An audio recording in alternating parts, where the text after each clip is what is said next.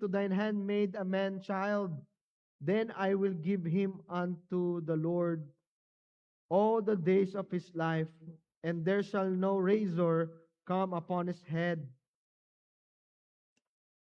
Sabi po dyan, she wasn't just asking for a son. Okay? Hannah was weeping. Sabi dyan, wept sore. She was submitting her brokenness to God. Ganyan ba tayo mag-pray sa Panginoon?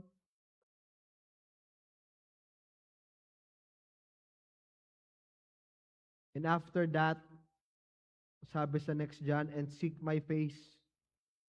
Okay, seeking God's face means pursuing God Himself, not His gifts. Yan ba yung ginagawa po natin, no? Na kaya ba tayo nagsisimba para sa kaliwa at kanan na kamay ng Diyos? Alam na natin yun eh. Alam na natin na pinako siya. Alam na natin na pinahirapan siya. But pansin ninyo, sinabi dyan, seek thy face. Bakit kaya? Diba? At kung makikita natin sa Bible talaga, wala naman talaga nakakaalam kung ano itsura ng Panginoon eh. Diba? Nung sila nga ay huhulihin, sabi, asan si Jesus? Diba? Nakagalan pa. Asan si Jesus? Si ano pala yun? Probinsyano pala yun. Sorry. Hindi pala yun, no? Nakadila pa. No? Saan si Jesus? Ganun ba yung pagkasabi doon? No? Why? It's because kailangan talaga ng intimate na hanapin natin yung Diyos. Purposely hanapin natin. Kaya nga hindi na dyan nilagay. Okay? Many seek God's help without seeking His presence. Kaya alam niyo po ang Panginoon, He desires a relationship, not just occasional request. Diba? Minsan ginagawa natin yan eh. Diba? We pray na sana masagot tong prayer ko. Diba? Especially sa mga students, exam, bar exam, at pag sinagot ng Panginoon, parang bumabaliktad. No? Hindi na nag-church, nagiging busy bigla, ginagawang rason yung work, ginagawang rason yung mga bagay sa labas na kung saan hindi sila nakapag-church. Ayaw ng Panginoon yan. Yun yung mga tao dyan, occasional request yan eh. But God desires a relationship. Kaya nga sabi po dito sa Matthew chapter 6 verse 33, minsan na ano natin to eh, na tawag ito na misunderstand natin to. Lagi itong sinasabi ni Pastor Odek, but seek ye first the kingdom of God and His righteousness, and all these things shall be added unto you. Minsan lagi natin sinasabi yan. Inuuna na natin kagad yung word na all these things shall be added unto you. Hindi na natin ginagawa yung seek ye first the kingdom of God. At minsan kapag sinik natin yung kingdom of God, minsan naisip natin, ba't ganito lang? Ba't ganito lang?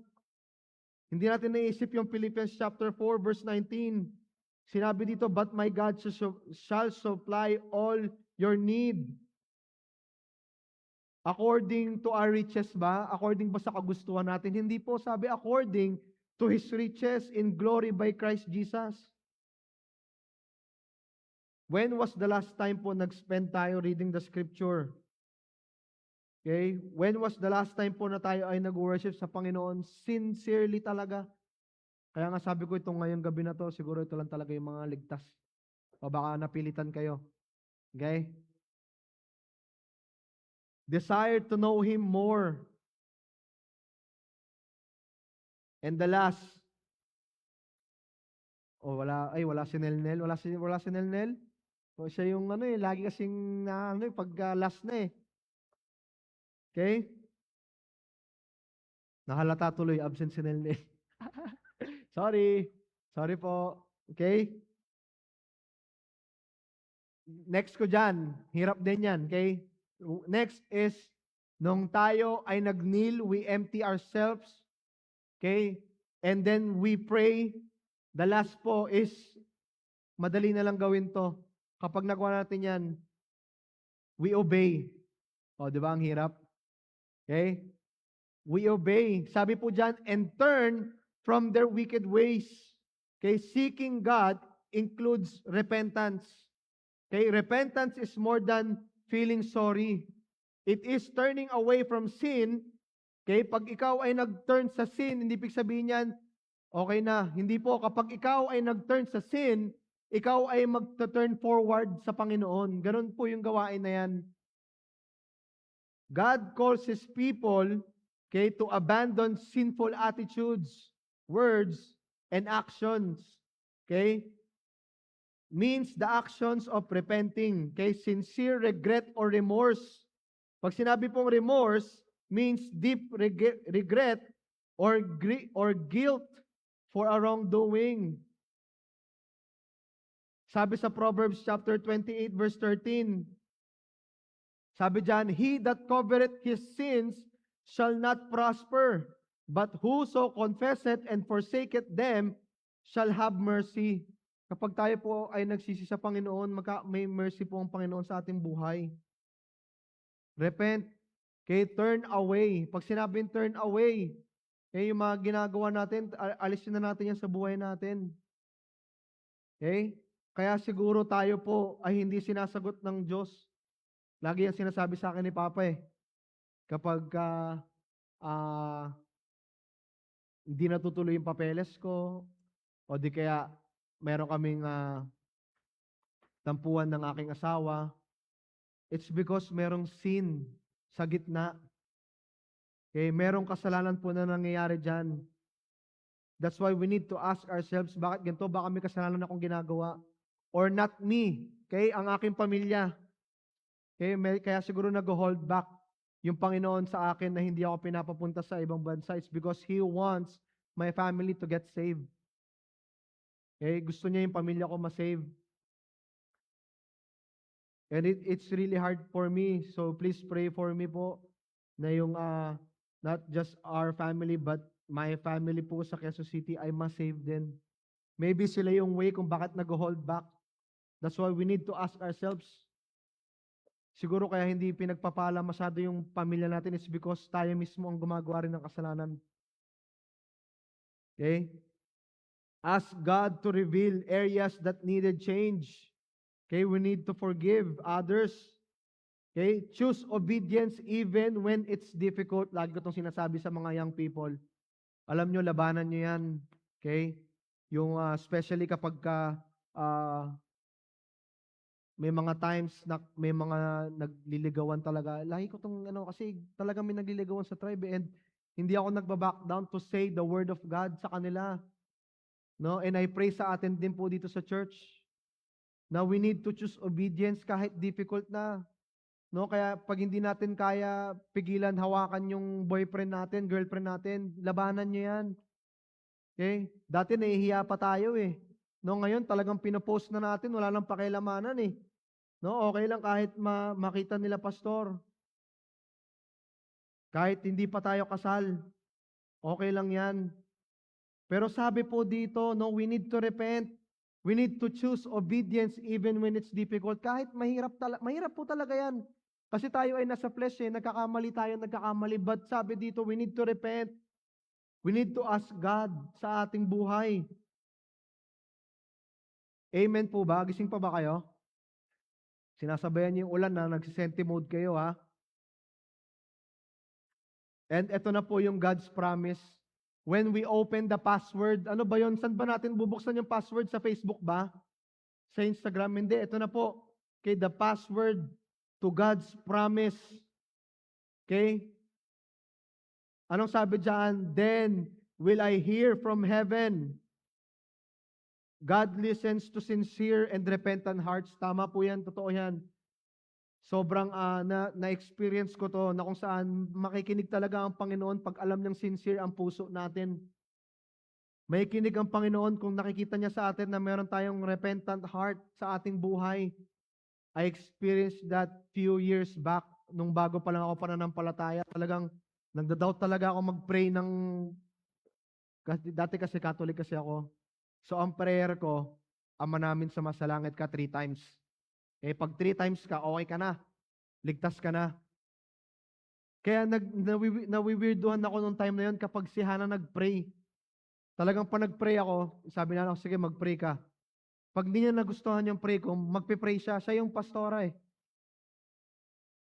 Ayoko yung prayer mo, ganito mag-pray. Kaya nung na-bless ako nung nagkaroon sila ng branch nung Saturday.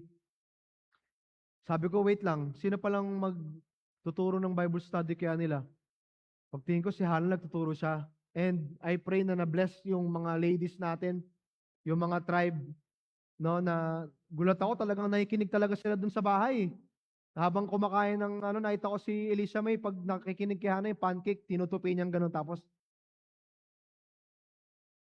kunyari nakikinig tinitignan yung mga tao, tapos kakagat. De, biro lang. Pero they enjoy. Yan yung mga ministry na dapat ginagawa natin to be a good example sa mga young people. Kaya we need to be united. Sabi nga ni Pastor Odic nung nakaraan, we need to be united. Kasi patong-patong yan eh. Kaya nga yung mga young people, pagka nagsisermon ako sa tribe, talagang malala ako magsermon sa tribe. Buti nga, hindi pa nila ako sinusuka. Pag nagpipreach ako ng ganito, si Cassie magtatanong, bakit po yung sila, ganito, ganyan. And I ask myself, sabi ko, ang hirap ipaliwanag nga naman kapag nakikita nila yung mga mas matatanda sa kanila na gano'n yung ginagawa. And you know what? Sabi ko sa kanila, hindi ibig sabihin na ginagawa nila, ibig sabihin, gagawin mo din. Okay? Or else, o di kaya gawin nyo, tanongin nyo sila kung okay lang din yung ginagawa nila. Or maybe may verse sila para dyan. No, baka mamaya may verse talaga sila na pwede nilang gawin yon at tayo hindi natin pwedeng gawin. Okay? Ano pa yung next na sinabi dyan? Okay, na-unlock na natin yung password, sabi dyan. And, of course, kapag narinig ng Panginoon ang ating prayer, He will forgive our sins. Forgiveness is available because God's mercy. Ano po ba kayo, na be-bless ba kayo dahil ang ating Panginoon may mercy sa ating buhay? No, kahit na marami tayong, ako, talaga, ang dami kong pagkukulang. Okay? Especially sa asawa ko, marami akong pagkukulang dyan. Ayaw na nga niya yung katawan ko kasi tumataba na daw ako eh. Si Pastor John Mark, wala eh. Bumalik eh. Diba? Siguro, kaya mukhang kailangan ata iwan na naman ako. Wag naman sana, no? Wag naman sana. Ang hirap mag-isa. Ang hirap maging madrama sa buhay. Okay? Pag tayo ay nanghingi ng kapatawaran sa Diyos, He will forgive us. And of course, nung narinig ng heaven, nung tayo po ay naging humble, okay, nung tayo po ay nag-seek sa Panginoon, seek His face, and tayo po ay tumalikod sa mga masamang gawain, bukod sa narinig niya, yun pala yung way para marinig ng Panginoon ng ating prayer. Bukod sa narinig niya ang ating prayer, okay, papatawarin niya pa ang ating kasalanan, at ito pa, parang sa mga chismosa lang, at ito pa, okay, sabi dyan, and will heal their land. God brings restoration. While this promise was originally given to Israel, God continues to restore lives, families, churches, and communities according to His purpose. No, nung Panginoon po, pag nakikita niya talaga ang tao gumagawa, okay, makikita niya, no, ihilang, magiging blessing tayo sa pamilya natin, magiging blessing tayo sa community, no, magiging blessing tayo sa nakapaligid po sa atin. Yan po yung ating message ngayong gabi. So tonight, po, let's call po yung mga tutugtog po ngayong gabi na to, and let's all stand, please. And the altar po is open, and I pray na ang bawat isa po ay may natutunan ngayong gabi, no? Na kung saan, ito pala yung pinaka-password, ito pala yung pinaka-meaning. Kasi pag binasa po natin, parang andaling gawin eh. Pero meron pala tong story behind ng na to, itong words na to. No? Tonight po, yan ba ang gagawin natin? Are we gonna obey Christ? Are we gonna humble ourselves? As you come po, no? Are you gonna kneel tonight? Are you gonna pray? Or are you gonna obey God's word?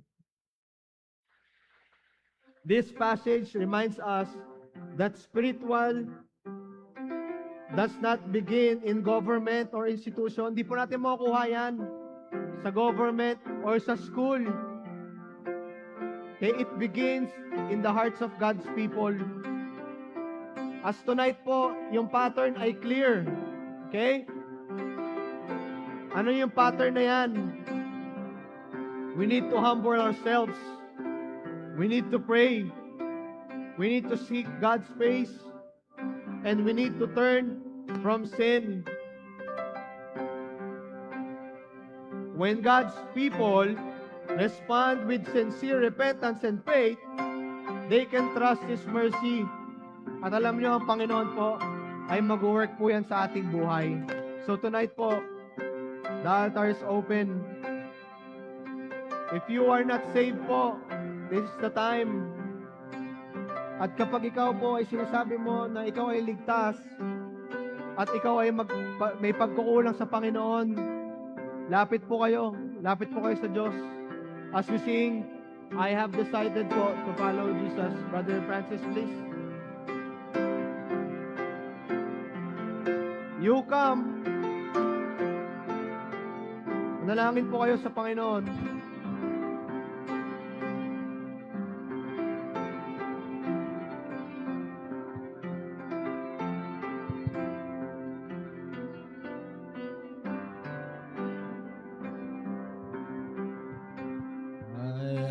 Decided to follow Jesus. I have decided to follow Jesus. I have decided to follow Jesus.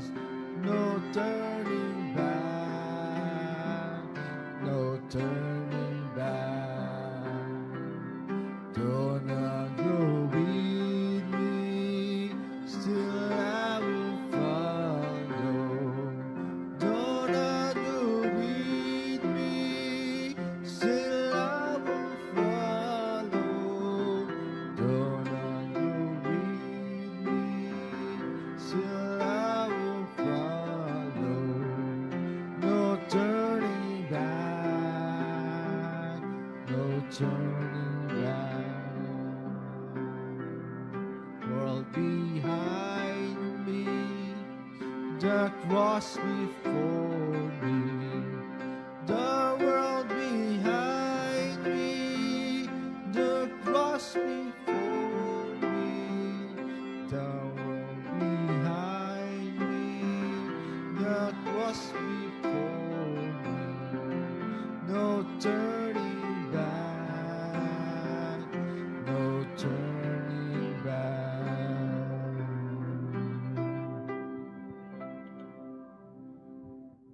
Sa ating pagtatapos, tayo po'y manalangin.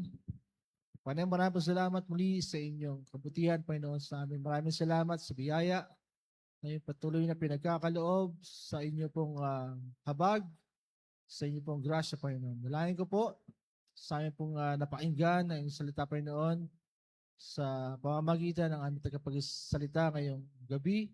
Nawa, Panginoon, na bigyan niyo kami ng humbleness, Panginoon. Turo niyo sa amin kung paano humble sa pamamagitan ng salita, Panginoon. Patuloy niyo kaming i-remind sa panalangin, Panginoon, at patuloy na sumunod sa inyong kautusan, Panginoon, sa pamamagitan ng inyong salita, Panginoon. Dalangin ko po na kayo po ang manguna sa aming buhay, Panginoon. Kayo po ang mag-lead at mag-guide sa amin, Panginoon, sa aming mga decisions. And Lord, I pray na kayo po, Panginoon, ang mag-ingat sa aming masamantalang pag-iwahiwalay. Bagamat patuloy na umuulan, Panginoon, uwi niyo po kami, Panginoon, ng maluwalhati sa aming mga tahanan, Panginoon. Patawarin niyo kami, Panginoon, sa aming mga pagkulang, nawin po ng dugo ang magdinis sa lahat ng aming mga karumihan. Ang lahat po nito ay may hiningi-hiling sa matamis sa Pangalan ni Jesus. Amen.